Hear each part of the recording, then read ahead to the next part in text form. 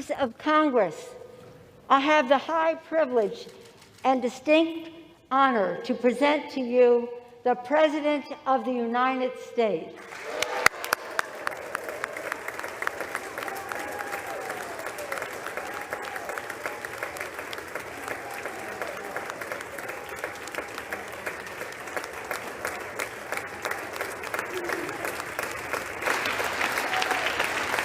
Thank you, thank you, thank you. Good to be back.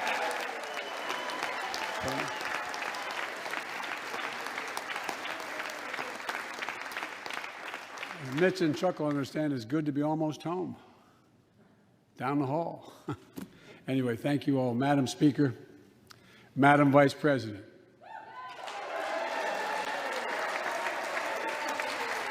No president has ever said those words from this podium. No president has ever said those words, and it's about time.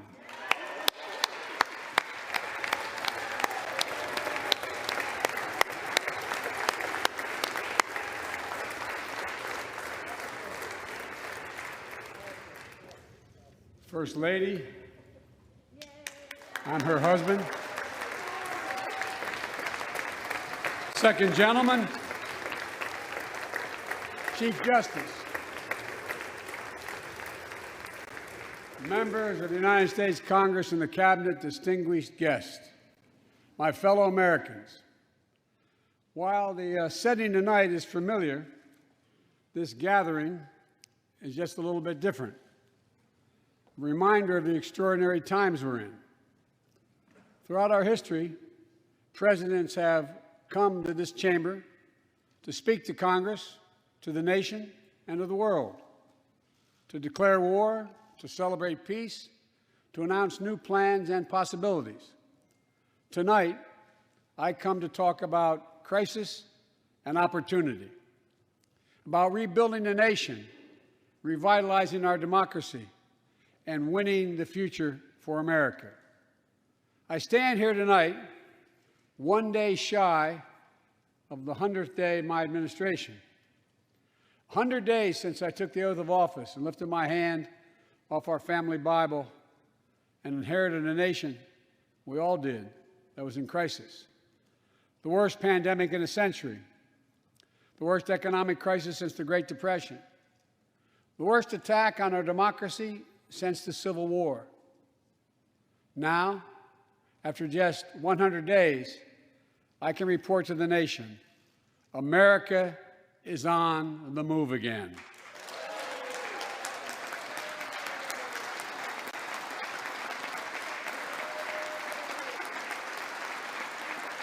Turning peril into possibility, crisis to opportunity, setbacks into strength.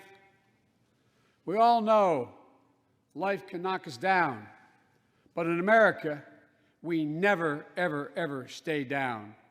Americans always get up. Today, that's what we're doing.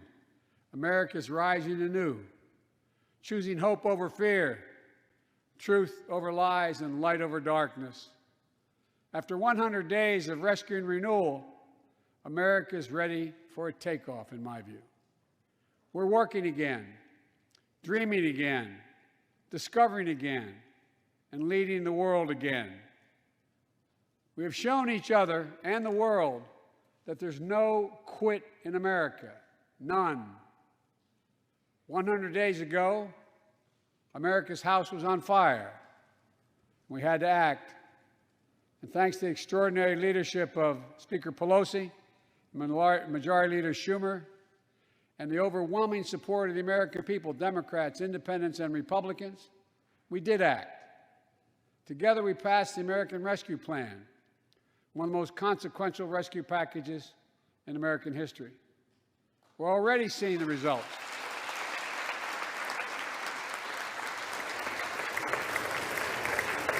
We're already seeing the results.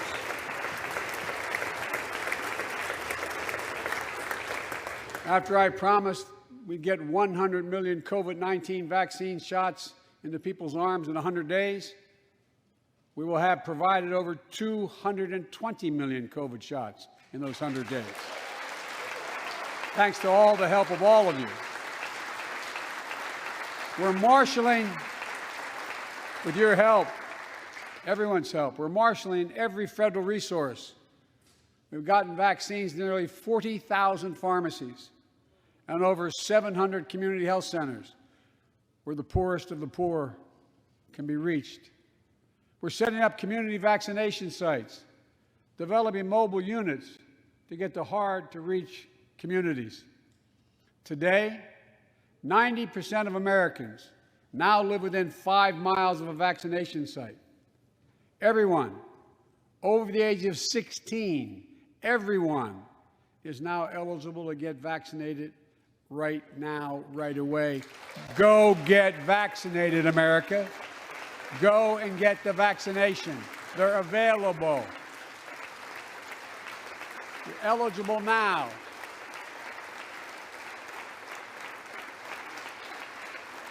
When I was sworn in on January 20th, less than 1% of the seniors in America were fully vaccinated against COVID-19. 100 days later, 70% of seniors in America over 65 are protected, fully protected. Senior deaths from COVID-19 are down 80% since January, down 80% because of all of you. And more than half of all the adults in America have gotten at least one shot. A mass vaccination center in Glendale, Arizona, I asked the nurse, I said, "What's it like?" She looked at me and she said, "It's like every shot is giving a dose of hope," was her phrase, a dose of hope. A dose of hope for an educator in Florida who has a child suffering from an autoimmune disease. Wrote to me, said she's worried, and she was worried about bringing the virus home. She said she then got vaccinated at a large site in her car. She said she sat in her car when she got vaccinated and just cried. Cried out of joy and cried out of relief. Parents, seeing the smiles on their kids' faces for those who are able to go back to school because the teachers and school bus drivers and cafeteria workers have been vaccinated. Grandparents, hugging their children and grandchildren instead of pressing hands against a window to say goodbye. It means everything. Those things mean everything. You know, there's still, you all know it, you know it better than any group of Americans, there's still more work to do to beat this virus. We can't let our guard down. But tonight, I can say, because of you, the American people, our progress these past 100 days against one of the worst pandemics in history has been one of the greatest logistical achievements this country's ever seen. What else have we done in those first 100 days? We kept our commitment, Democrats and Republicans, of sending $1,400 rescue checks to 85% of American households. We've already sent more than 160 million checks out the door. It's making a difference. You all know it when you go home. For many people, it's making all the difference in the world. The single mom in Texas who wrote me, she said she couldn't work, but she said the relief check put food on the table and saved her and her son from eviction from their apartment. A grandmother in Virginia who told me she immediately took her granddaughter to the eye doctor, something she said she put off for months because she didn't have the money. One of the defining images, at least from my perspective in this crisis, has been cars lined up for miles. And not people just barely able to start those cars, nice cars, lined up for miles, waiting for a box of food to be put in their trunk. I don't know about you, but I didn't ever think I'd see that in America. And all of this is through no fault of their own. No fault of their own, these people are in this position. That's why the rescue plan is delivering food and nutrition assistance to millions of Americans facing hunger. And hunger is down sharply already.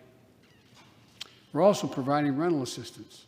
You all know this, but the American people, I want to make sure they understand. Keeping people from being evicted from their homes. Providing loans to small businesses that reopen and keep their employees on the job. During these 100 days, an additional 800,000 Americans enrolled in the Affordable Care Act when I established a special sign-up period to do that. 800,000 in that period. We're making one of the largest one-time ever investments, ever, in improving health care for veterans. Critical investments to address the opioid crisis. And maybe most importantly, thanks to the American Rescue Plan, we're on track to cut child poverty in America in half this year.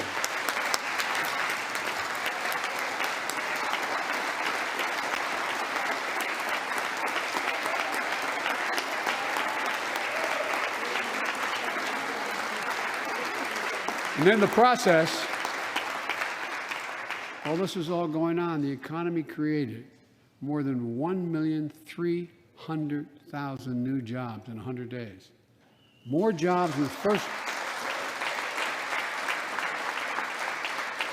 100 days than any president on record. The International Monetary Fund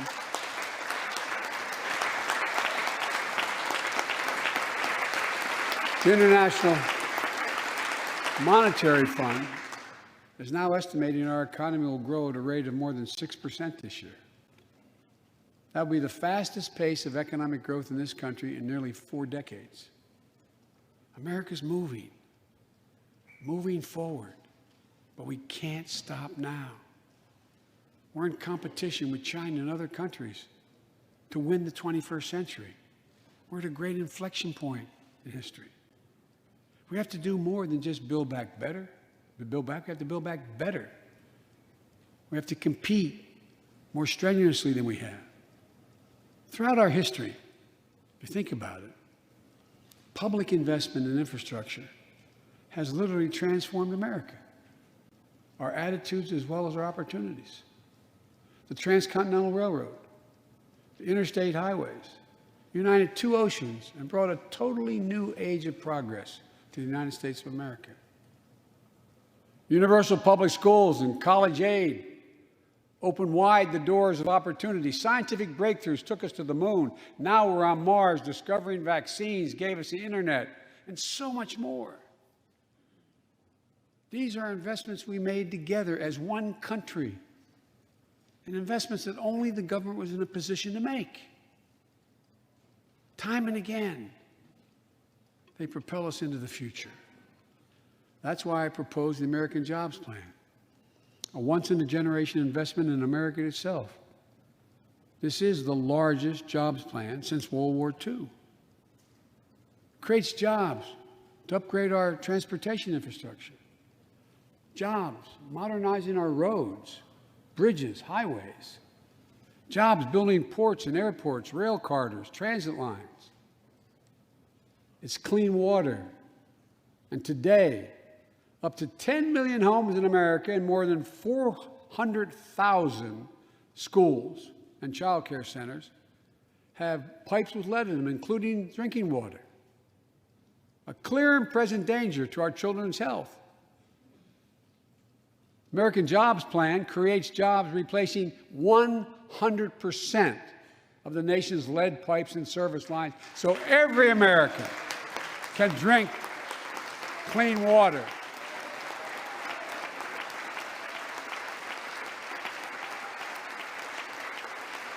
And in the process, it will create thousands and thousands of good-paying jobs. It creates jobs connecting every American with high-speed internet, including 35% of the rural America that still doesn't have it. It's going to help our kids and our businesses succeed in the 21st century economy. And I'm asking the Vice President to lead this effort, if she would, because I know it will get done. Creates jobs building a modern power grid. Our grids are vulnerable to storms, hacks, catastrophic failures with tragic results, as we saw in Texas and elsewhere during the winter storms. The American Jobs Plan will create jobs that lay thousands of miles of transmission lines needed to build a resilient and fully clean grid. We can do that. Look, the American Jobs Plan will help millions of people get back to their jobs and back to their careers. 2 million women have dropped out of the workforce during this pandemic. 2 million. And too often because they couldn't get the care they needed to care for their child or care for an elderly parent who needs help. 800,000 families are on the Medicare waiting list right now to get home care for their aging parent or loved one with disability. If you think it's not important, check out in your own district, Democrat or Republican, Democrat or Republican voters. Their great concern, almost as much as their children, is taking care of an elderly loved one who can't be left alone. Medicaid contemplated it, but this plan is going to help those families and create jobs for our caregivers with better wages and better benefits, continuing a cycle of growth. For too long, we've failed to use the most important word when it comes to meeting the climate crisis: jobs. Jobs. Jobs.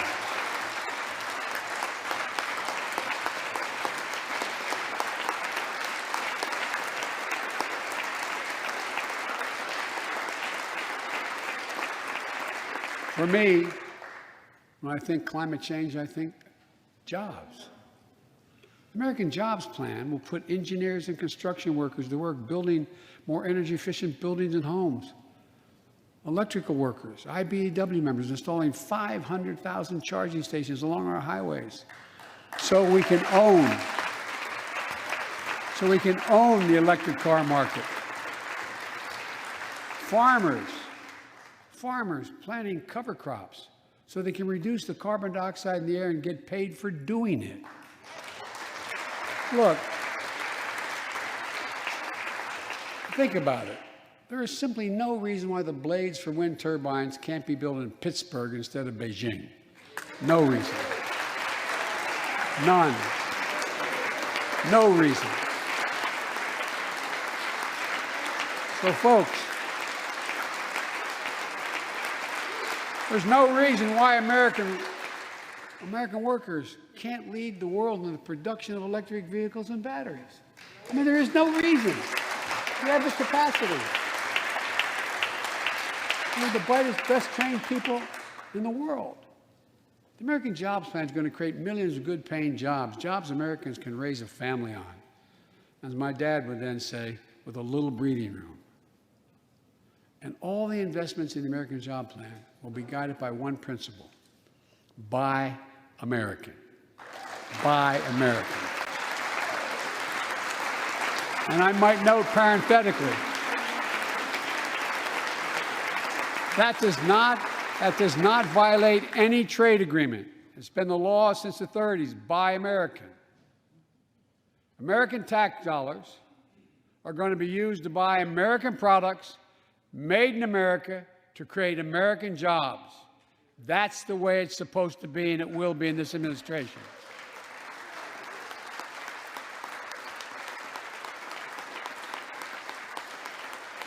And I made it clear to all my cabinet people, their ability to give exemptions has been strenuously limited. It will be American products. Now, I know some of you at home are wondering whether these jobs are for you. So many of you, so many of the folks I grew up with, feel left behind, forgotten, in an economy that's so rapidly changing. It's frightening. I want to speak directly to you, because you think about it.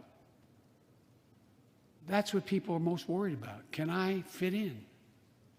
Independent experts estimate the American Jobs Plan will add millions of jobs and trillions of dollars to economic growth in the years to come. It is an 8-year program. These are good-paying jobs that can't be outsourced. Nearly 90% of the infrastructure jobs created in the American Jobs Plan do not require a college degree. 75% don't require an associate's degree. The American Jobs Plan is a blue-collar blueprint to build America. That's what it is.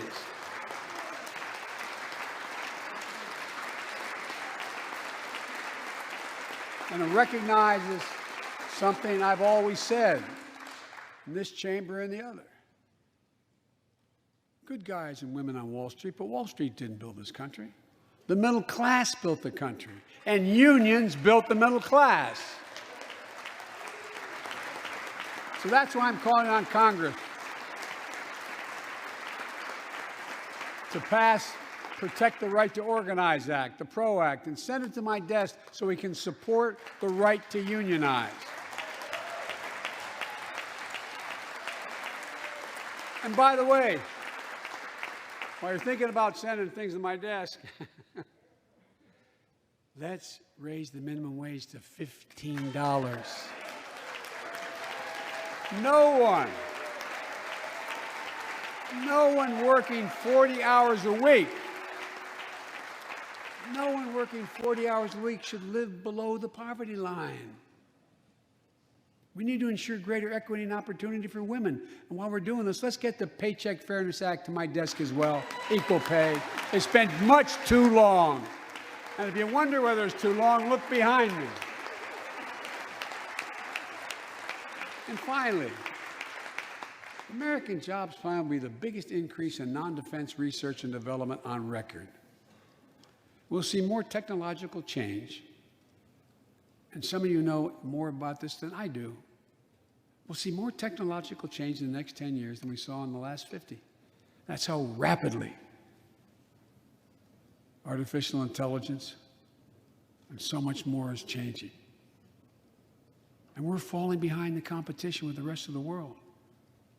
Decades ago, we used to invest 2% of our gross domestic product in America, 2% of our gross domestic product in research and development.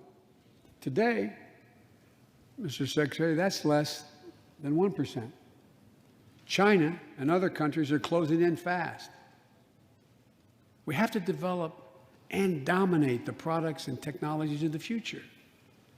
Advanced batteries, biotechnology, computer chips, clean energy. The Secretary of Defense can tell you, and those of you who work in national security issues know, the Defense Department has an agency called DARPA, the Defense Advanced Research Project Agency. The people who set up before I came here, and that's been a long time ago, to develop breakthroughs that enhance our national security. That's their only job. And it's a semi-separate agency. It's under the Defense Department. It's led to everything from the discovery of the internet to GPS and so much more that's enhanced our security. The National Institute of Health, the NIH, I believe, should create a similar advanced research projects agency for health. And here's what it would do. It would have a singular purpose: to develop breakthroughs to prevent, detect, and treat diseases like Alzheimer's, diabetes, and cancer. I'll still never forget when we passed the cancer proposal the last year as vice president. Almost $9 million going to NIH. And if you excuse the point of personal privilege, I'll never forget you standing, Mitch, and saying, "Name it after my deceased son." It meant a lot. But so many of us have deceased sons, daughters, and relatives who died of cancer. I can think of no more worthy investment. I know of nothing that is more bipartisan So let's end cancer as we know it. It's within our power. It's within our power to do it.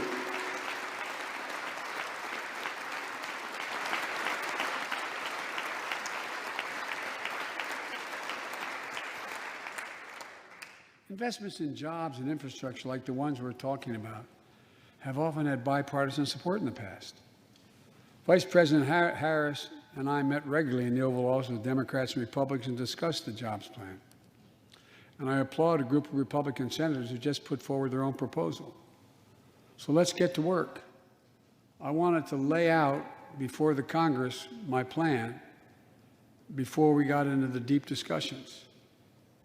I'd like to meet with those who have ideas that are different, they think are better. I welcome those ideas. But the rest of the world is not waiting for us. I just want to be clear. From my perspective, doing nothing is not an option.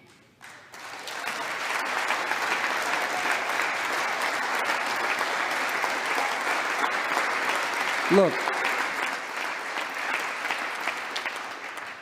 we can't be so busy competing with one another that we forget the competition that we have with the rest of the world to win the 21st century.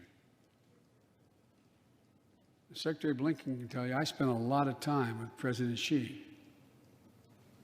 Traveled over 17,000 miles with him. Spent, they tell me, over 24 hours in private discussions with him. When he called to congratulate him, we had a 2-hour discussion. He's deadly earnest about becoming the most significant, consequential nation in the world. He and others, autocrats, think that democracy can't compete in the 21st century with autocracies because it takes too long to get consensus. To win that competition for the future, in my view, we also need to make a once-in-a-generation investment in our families and our children. That's why I've introduced the American Families Plan tonight, which addresses 4 of the biggest challenges facing American families and in turn America. First is access to good education. When this nation made 12 years of public education universal in the last century, it made us the best educated, best prepared nation in the world. It's, I believe, the overwhelming reason that propelled us to where we got in the 20th century. But the world's caught up or catching up. They're not waiting. I would say parenthetically, if we were sitting down, we set a bipartisan committee together and said, okay, we're going to decide what we do in terms of government providing for free education. I wonder whether we'd think, as we did in the 20th century, that 12 years is enough in the 21st century. I doubt it. 12 years is no longer enough today to compete with the rest of the world in the 21st century. That's why my American Families Plan guarantees 4 additional years of public education for every person in America, starting as early as we can. The great universities in this country have conducted studies of the last 10 years. It shows that adding 2 years of universal high-quality preschool for every 3-year-old and 4-year-old, no matter what background they come from, puts them in a position to be able to compete all the way through 12 years and increases exponentially their prospect of graduating and going on beyond graduation. The research shows when a young child goes to school, not daycare, they're far more likely to graduate from high school and go to college or something after high school. When you add 2 years of free community college on top of that, you begin to change the dynamic. We can do that.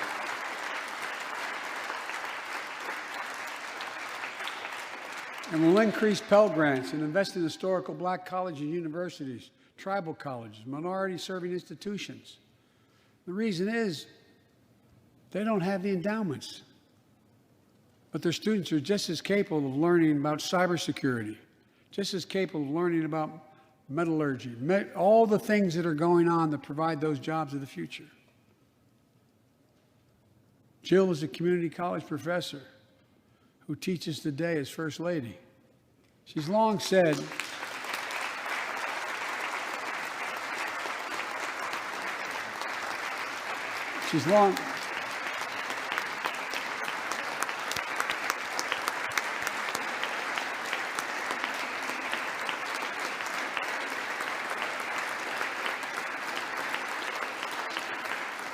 if I've heard it once, I've heard it 1,000 times.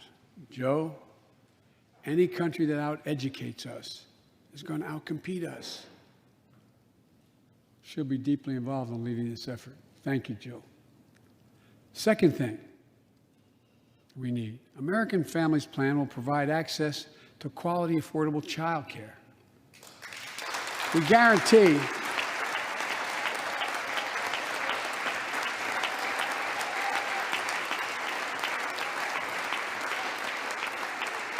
when I'm proposing the legislation, we guarantee that low and middle income families will pay no more than 7% of their income for high-quality care for children up to the age of 5. The most hard-pressed working families won't have to spend a dime. Third, the American Families Plan will finally provide up to 12 weeks of paid leave and medical leave, family medical leave. We're one of the few industrial countries in the world. No one should have to choose between a job and a paycheck, or taking care of themselves and their loved ones, or parent or spouse or child. And fourth, the American Family Plan puts directly into the pockets of millions of Americans. In March, we expanded tax credit for every child in a family, up to $3,000 per child if they're under 6 years of age. Over 6 years of age, and $3,600 for children over 6 years of age. With 2 parents, 2 kids, that's $7,200 in the pockets to help take care of your family. And that will help more than 65 million children and help cut child care poverty in half. And we can afford it. So we did that in the last piece of legislation we passed. But let's extend that child care tax credit at least through the end of 2025.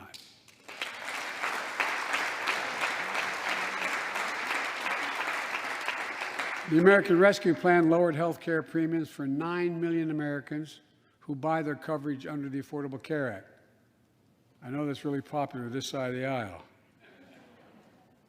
But let's make that provision permanent so their premiums don't go back up.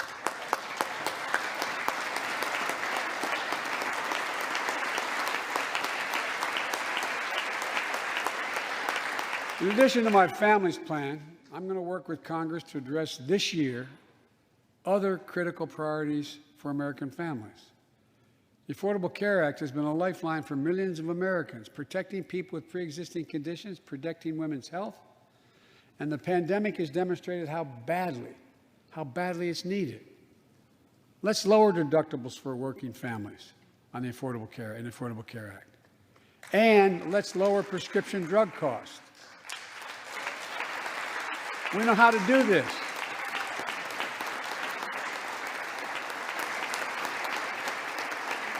The last president had that as an objective. We all know how outrageously expensive drugs are in America. In fact, we pay the highest prescription drug prices of anywhere in the world, right here in America. Nearly 3 times, for the same drug, nearly 3 times what other countries pay. We have to change that, and we can. Let's do what we talked about for all the years I was down here in this body, in Congress. Let's give Medicare the power to save hundreds of billions of dollars by negotiating lower drug prescription prices.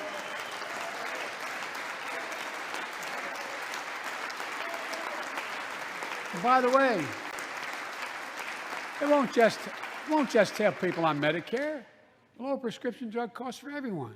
And the money we save, which is billions of dollars, can go to strengthen the Affordable Care Act and expand Medicare coverage benefits without costing taxpayers an additional penny. It's within our power to do it. Let's do it now.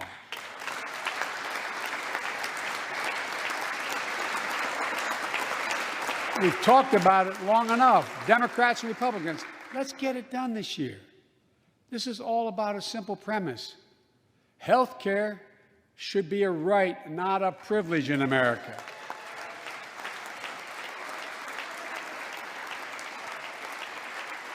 So,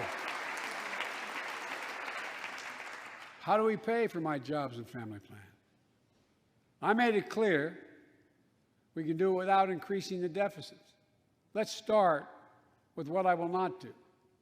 I will not impose any tax increase on people making less than $400,000. But it's time for corporate America and the wealthiest 1% of Americans to just begin to pay their fair share.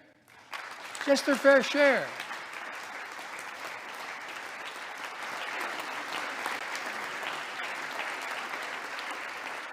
Sometimes I have arguments with my friends in the Democratic Party. I think you should be able to become a billionaire and a millionaire, but pay your fair share.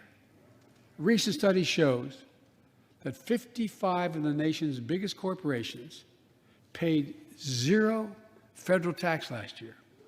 Those 55 corporations made in excess of $40 billion in profit.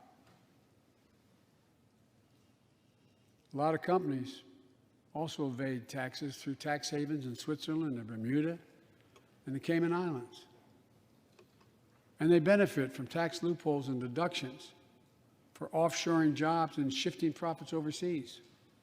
It's not right. We're going to reform corporate taxes so they pay their fair share and help pay for the public investments their businesses will benefit from as well.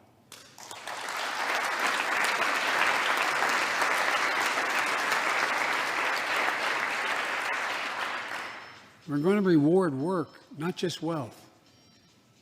We take the top tax bracket for the wealthiest 1% of Americans, those making over $400,000 or more, back up to where it was when George W. Bush was president, when he started, 39.6%. That's where it was when George W. was president. We're going to get rid of the loopholes, allow Americans to make more than $1 million a year and pay a lower tax rate on their capital gains than Americans who receive a paycheck. We're only going to affect 0.3% of all Americans by that action, 0.3%. And the IRS is going to crack down on millionaires and billionaires who cheat on their taxes. It's estimated to be billions of dollars by think tanks that are left, right, and center. I'm not looking to punish anybody. But I will not add a tax burden, additional tax burden to the middle class in this country. They're already paying enough. I believe what I propose is fair, fiscally responsible, and it raises revenue to pay for the plans I propose and will create millions of jobs that will grow the economy and enhance our financial standing in the country. When you hear someone say, they don't want to raise taxes on the wealthiest 1% or corporate America, ask them, whose taxes you want to raise? Instead, whose are you going to cut? Look, the big tax cut of 2017. Remember, it was supposed to pay for itself. That was how it was sold. And generate vast economic growth. Instead, it added $2 trillion to the deficit. It was a huge windfall for corporate America and those at the very top. Instead of using the tax saving to raise wages and invest in research and development, it poured billions of dollars into the pockets of CEOs. In fact, the pay gap between CEOs and their workers is now among the largest in history. According to one study, CEOs make 320 times what the average worker in their corporation makes. It used to be below 100.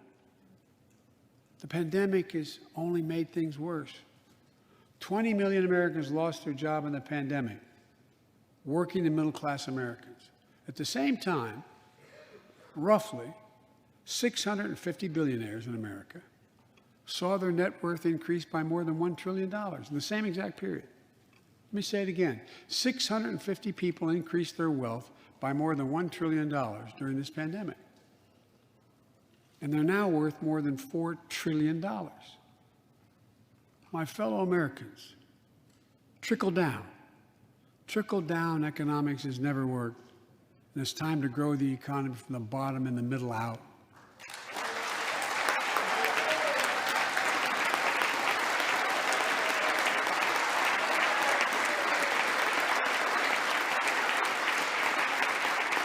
You know, there's a broad consensus of economists left, right, and center, and they agree what I'm proposing will help create millions of jobs and generate historic economic growth. These are among the highest values investments we can make as a nation.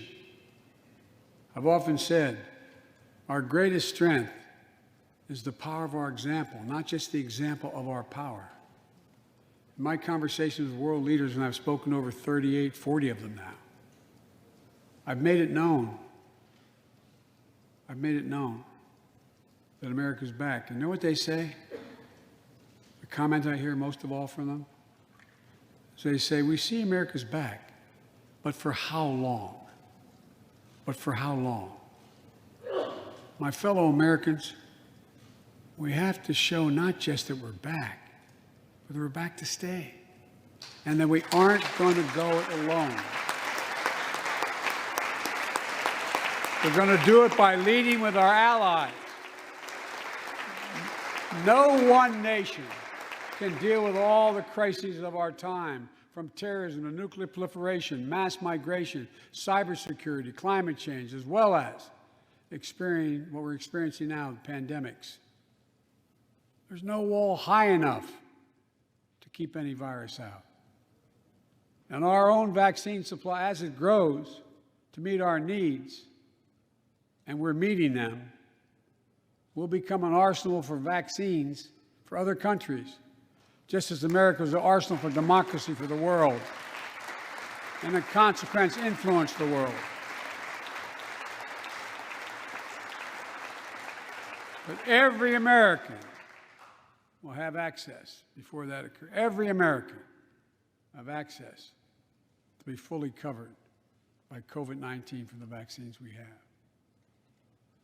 Look, the climate crisis is not our fight alone, it's a global fight. The United States accounts, as all of you know, less than 15% of carbon emissions. The rest of the world accounts for 85%. That's why I kept my commitment to rejoin the Paris Accord, because if we do everything perfectly, it's not going to only matter. I kept my commitment to convene a climate summit right here in America with all the major economies of the world: China, Russia, India, European Union. And I said I'd do it in my first 100 days. I want to be very blunt about it. My attempt was to make sure that the world could see there was a consensus, that we are at an inflection point in history. The consensus is if we act to save the planet, we can create millions of jobs and economic growth and opportunity to raise the standard of living of almost everyone around the world. If you watched any of it and you were all busy, I'm sure you didn't have much time. That's what virtually every nation said, even the ones that aren't doing their fair share. The investments I propose tonight also advance the foreign policy, in my view, that benefits the middle class. That means making sure every nation plays by the same rules in the global economy, including China. In my discussion with President Xi, I told him, we welcome the competition. We're not looking for conflict. But I made absolutely clear that we will defend America's interest across the board. America will stand up to unfair trade practices that undercut American workers and American industries, like subsidies from state to state-owned operations and enterprises, and the theft of American technology and intellectual property. I also told President Xi that we'll maintain a strong military presence in the Indo-Pacific, just as we do with NATO and Europe, not to start a conflict, but to prevent one.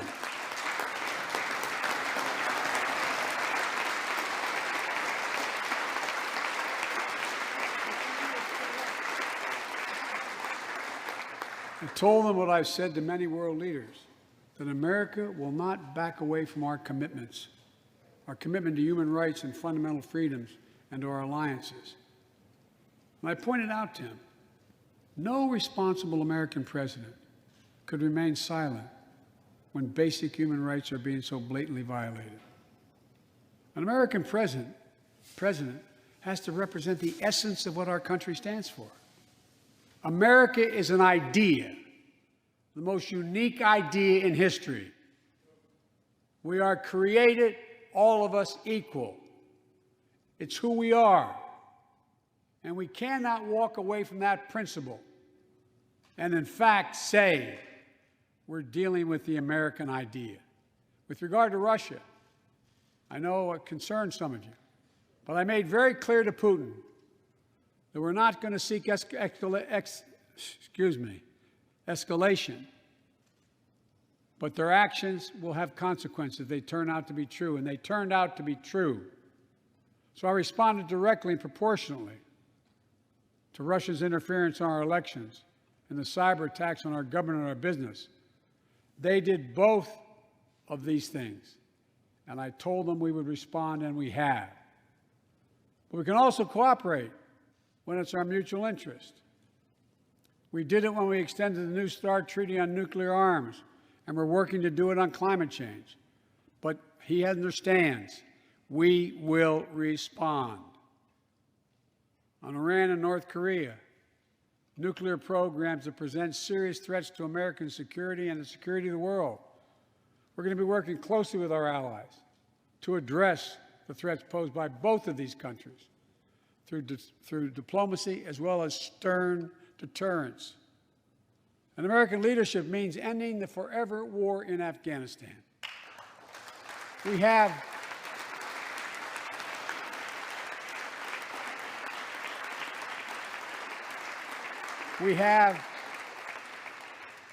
without hyperbole, the greatest fighting force in the history of the world.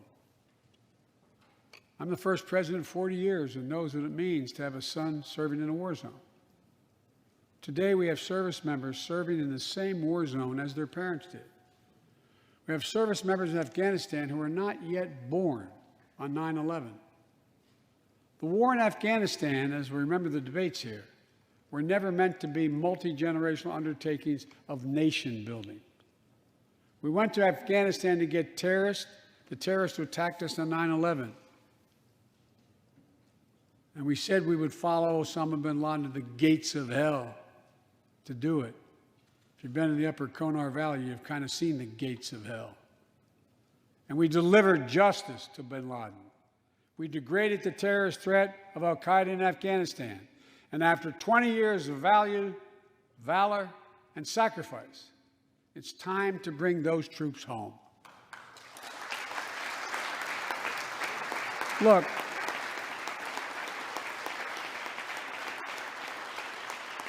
even as we do, we'll maintain over-the-horizon capacity to suppress future threats to the homeland.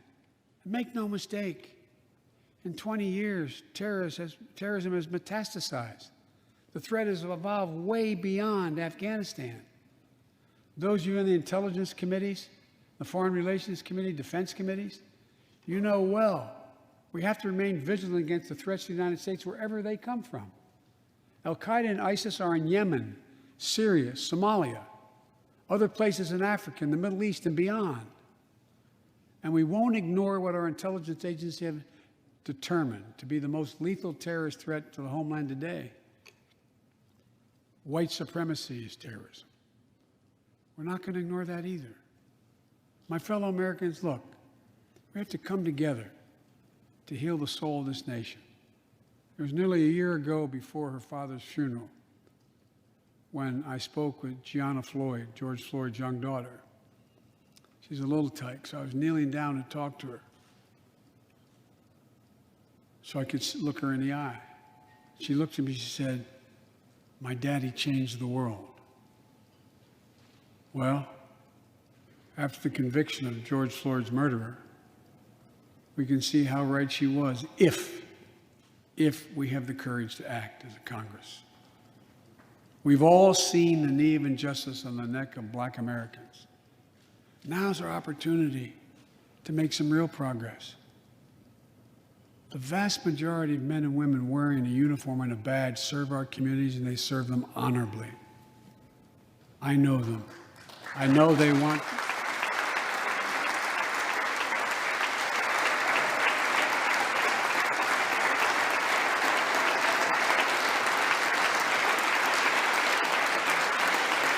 I know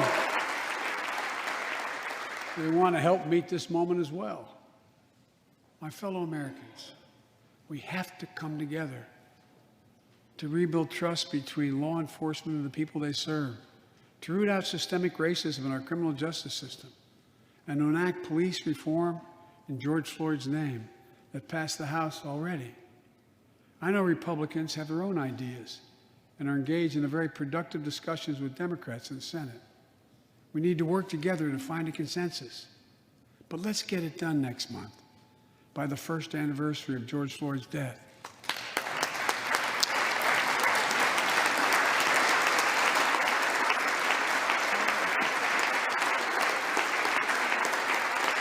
The country supports this reform, and Congress should act. We have a giant opportunity to bend the arc of the moral universe toward justice, real justice. And with the plans outlined tonight, we have a real chance to root out systemic racism that plagues America and American lives in other ways. A chance to deliver real equity, good jobs, good schools, affordable housing, clean air, clean water, being able to generate wealth and pass it down through generations because you have access to purchase a house. Real opportunities in the lives of more Americans, Black, white, Latino, Asian Americans, Native Americans. Look, I also want to thank the United States Senate for voting 94-1 to pass the COVID-19 Hate Crimes Act to protect Asian American and Pacific Islanders. You acted decisively.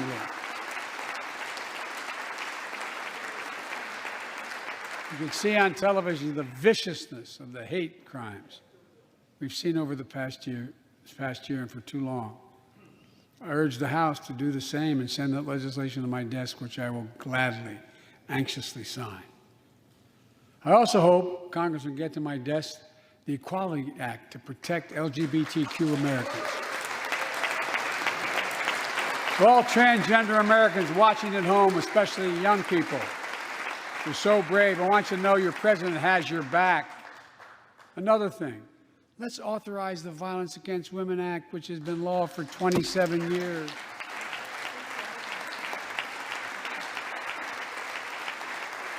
"27 years ago, I wrote it.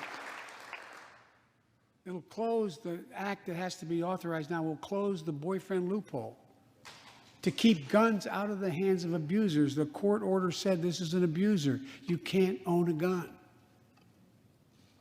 It's to close that loophole that existed. You know, it's estimated that 50 women are shot and killed by an intimate partner every month in America. 50 a month. Let's pass it and save some lives.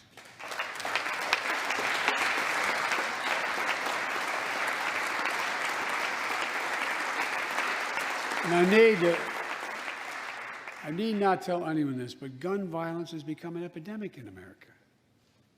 The flag at the White House was still flying at half-mast for the 8 victims of the mass shooting in Georgia, when 10 more lives were taken in the mass shooting in Colorado. And in the week in between those two events, 250 other Americans were shot dead in the streets of America. 250 shot dead. I know how hard it is to make progress on this issue. In the 90s, we passed universal background checks. a ban on assault weapons and high-capacity magazines that hold 100 rounds that can be fired off in seconds. We beat the NRA. Mass shootings and gun violence declined. Check out the report over 10 years. But in the early 2000s, the law expired. We've seen daily bloodshed since. I'm not saying if the law continued, we wouldn't see bloodshed. More than 2 weeks ago in the Rose Garden, surrounded by some of the bravest people I know, the survivors and families who lost loved ones to gun violence, I laid out several of the Department of Justice actions that are being taken to impact on this epidemic. One of them is banning so-called ghost guns. These are homemade guns built from a kit that includes directions how to finish the firearm.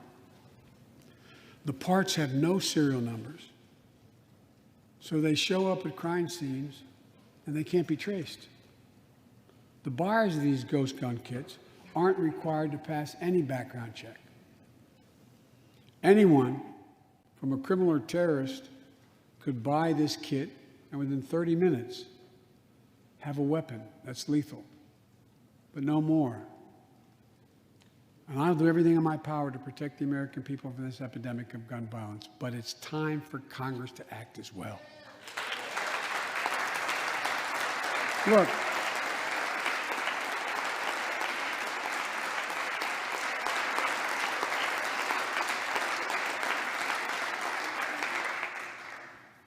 I don't want to become confrontational, but we need more Senate Republicans to join the overwhelming majority of Democratic colleagues and close the loopholes required in background check purchases of guns. We need a ban on assault weapons and high-capacity magazines. And don't tell me it can't be done. We did it before and it worked. Talk to most responsible gun owners and hunters. They'll tell you there's no possible justification for having 100 rounds in a weapon. What do you think, deer are wearing Kevlar vests? They'll tell you that there are too many people today who are able to buy a gun but shouldn't be able to buy a gun. These kinds of reasonable reforms have overwhelming support from the American people, including many gun owners. The country supports reform, and Congress should act.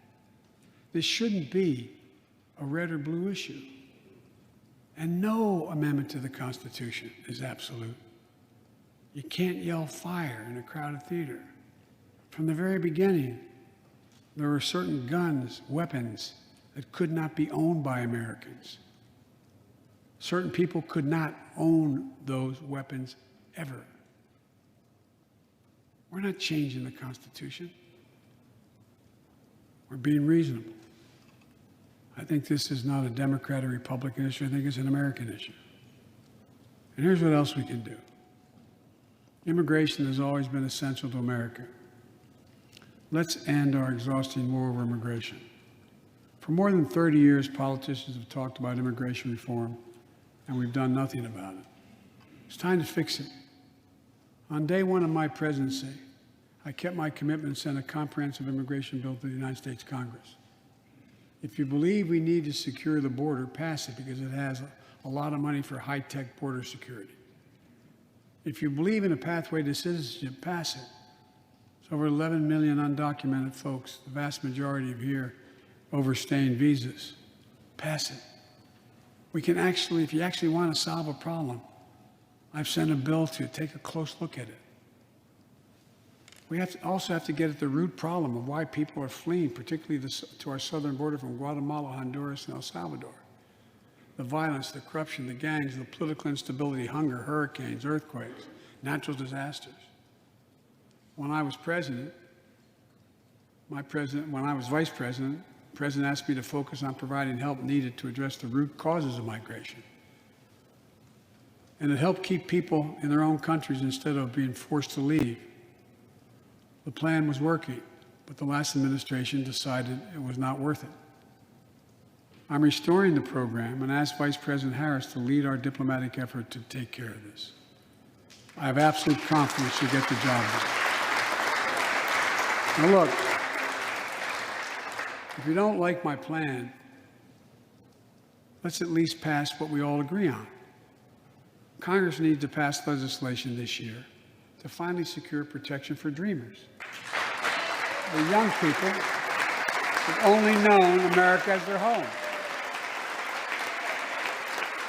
And permanent protection for immigrants who are here on temporary protective status who came from countries beset by man-made and natural-made violence and disaster, as well as a pathway to citizenship for farm workers who put food on our tables. Look, immigrants have done so much for America during this pandemic and throughout our history. The country supports immigration reform. We should act. Let's argue over it. Let's debate it. But let's act. And if we truly want to restore the soul of America, we need to protect the sacred right to vote. Most people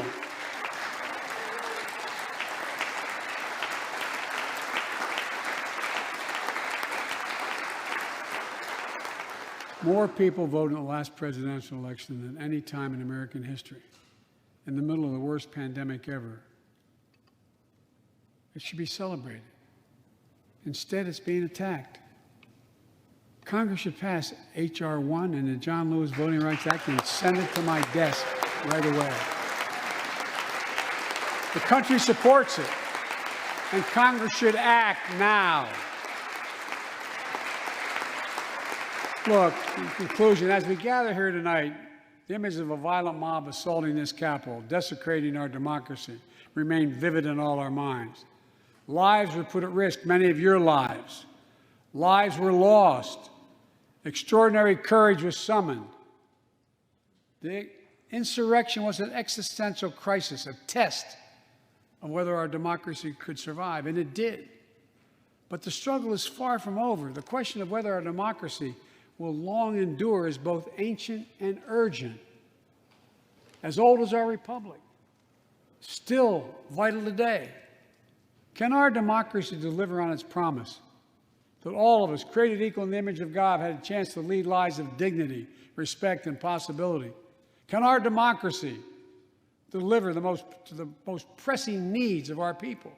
Can our democracy overcome the lies, anger, hate, and fears that have pulled us apart?